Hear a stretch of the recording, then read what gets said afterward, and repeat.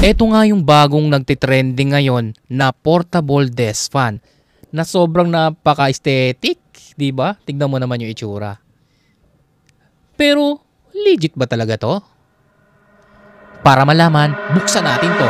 Ito nga pala ang Bomidi DF03 desk fan. Meron po itong battery capacity na 3000 mAh na kayang umabot ng 3 hanggang 7 hours. At 2.5 hour lang yung kanyang charging time. Pwede natin siyang itingala at pwede natin siyang ibaba. At itong nasa gitna, ito naman yung kanyang display.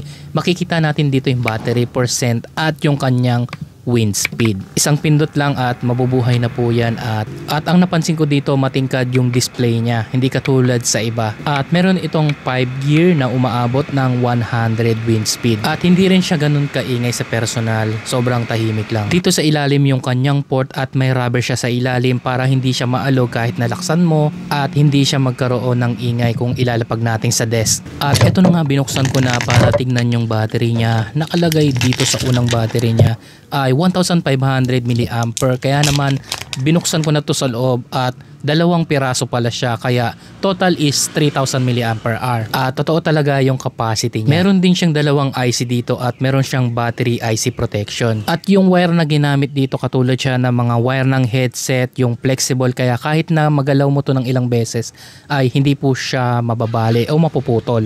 At yun nga mga idol, napakaganda talaga nitong desk fan na to. At ang isa pa sa nagustuhan ko dito, yung mga portable desk fan ay ganito katataba. Pero itong isa na to ay kakaiba kasi ganyan lang siya kanipis. Pero yung lakas niya halos same na same lang po. At syempre napaka-aesthetic, napakagandang tignan sa ating desk and then sa ating setup. Kung gusto mo rin ng ganitong portable desk fan mga idol, ilalagay ko na lang to dyan sa yellow basket sa ibaba. Dyan mo yan pwede ma-check out. Yun lamang po. Salamat.